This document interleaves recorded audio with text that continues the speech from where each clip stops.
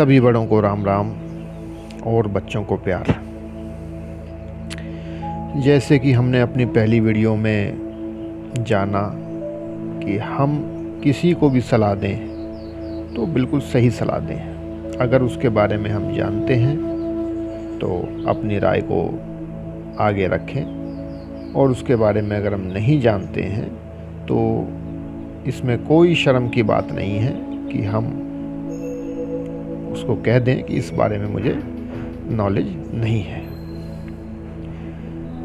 जैसे कि आजकल लोग सलाह देने से पहले उसको अपने ऊपर अप्लाई नहीं करते हैं। बस कहना आसान है, करना मुश्किल है।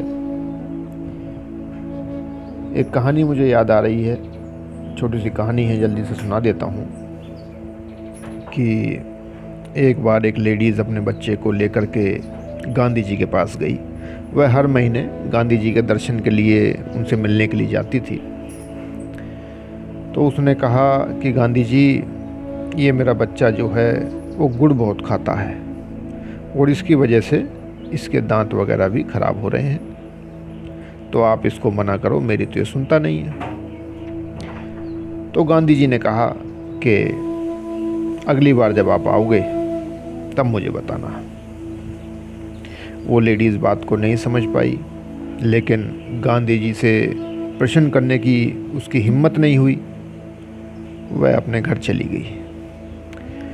अगले महीने जब वो गांधी जी के दर्शन के लिए आई, उसने फिर वही सवाल गांधी जी के सामने दोहराया कि बापूजी, मेरा बच्चा गुड़ बहुत खाता है, मेरी सुनता नहीं है, आप इसको मना करेंगे तो ये आपकी मानेगा।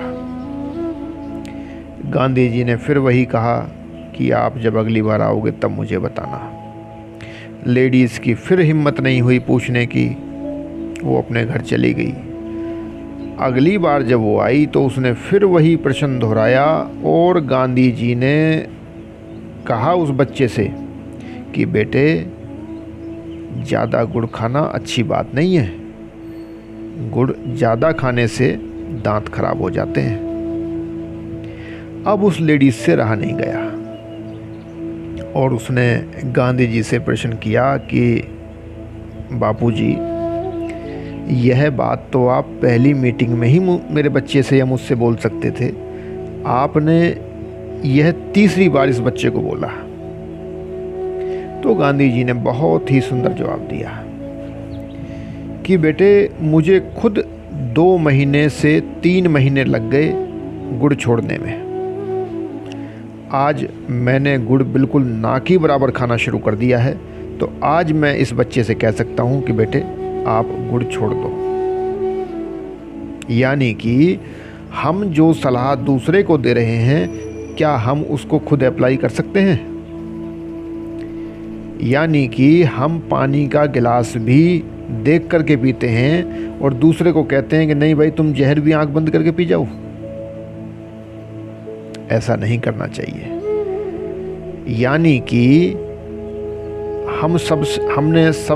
सबने पढ़ा है, झूठ बोलना पाप है, किताबों में लिखा हुआ है। क्या हम खुद कितना अप्लाई करते हैं उसको अपने ऊपर? ये मेरे कुछ एग्जाम्पल थे कि हम किसी को सलाह दें तो पहले उसको अपने ऊपर तोलें कि हम उस पर कितने खरे उतरते हैं। क्या ये कार्य हम कर सकते हैं जो हम दूसरे को कह रहे हैं?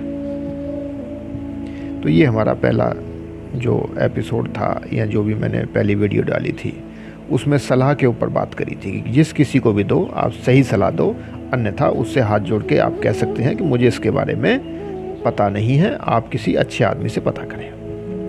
आज की जो वीडियो है वो हम बनाएंगे, जीवन में 7 सुख बताए गए हैं।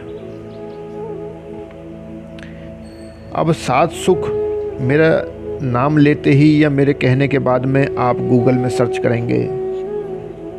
क्यों? क्योंकि आज के टाइम में सबके गुरु, अधिकतर के गुरु गूगल जी हैं। लेकिन मैंने पहली वीडियो में भी बताया था कि यह कौन प्रमाणित करेगा कि यह सही है या गलत है, क्योंकि जो गूगल में लिखा है वो भी किसी इंसान द्वारा ही लिखा गया है। अब उसने अपनी समझ से लिखा है या कहीं से उठा के उसमें लिख दिया है, यह प्रमाणित कैसे करोगे? मुझे जो ये ज्ञान मिला है, ये मेरे बुज़ुर्गों ने मुझे बताया था।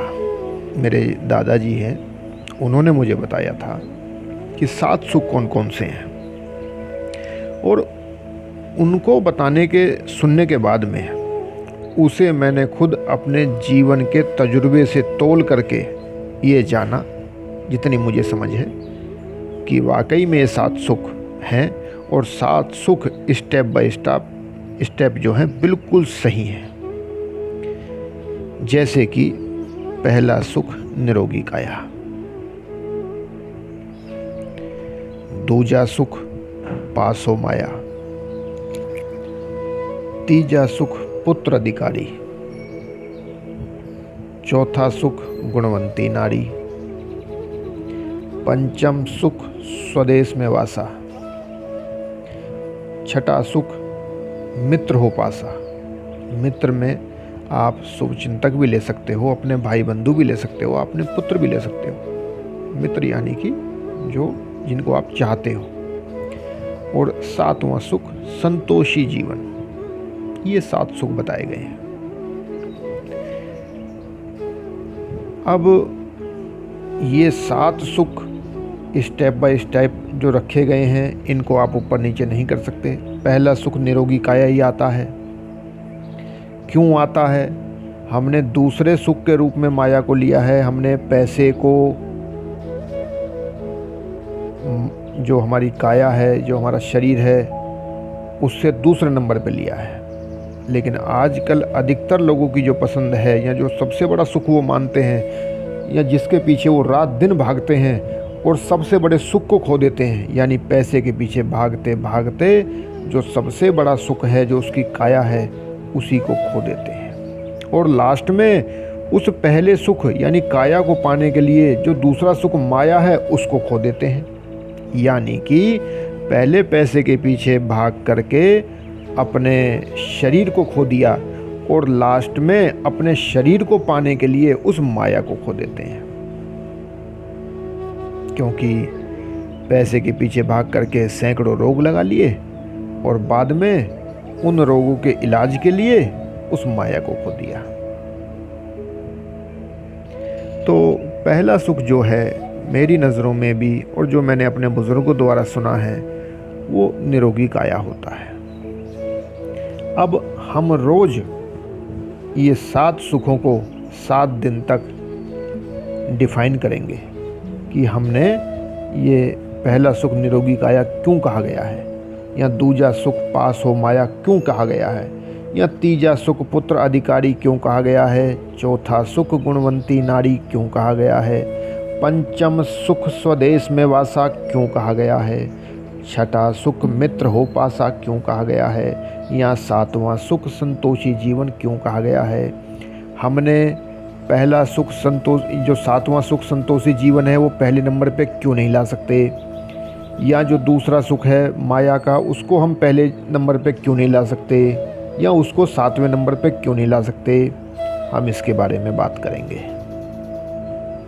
तो ये 7 सुख हैं जो मुझे मेरे बुजुर्गों द्वारा बताए गए, जो मैंने अपनी पूरी ज़िंदगी में एक्सपीरियंस के द्वारा, तजुर्बे के द्वारा, जो मैंने सुख दुख जीवन में पाए, या अपने गुरुजनों से जो मुझे ज्ञान प्राप्त हुआ, उसके द्वारा ये 7 सुख बताए गए हैं। तो कोरोना काल चल रहा है। पहला सुख, जैसे कि मैंने आपको बताया, निरोगी काया ही है।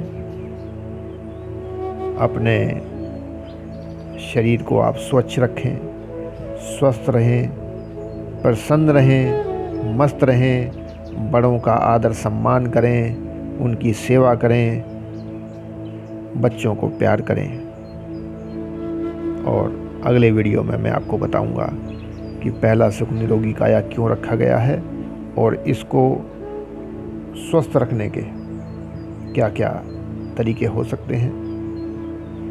सभी बड़ों को राम राम और बच्चों को प्यार।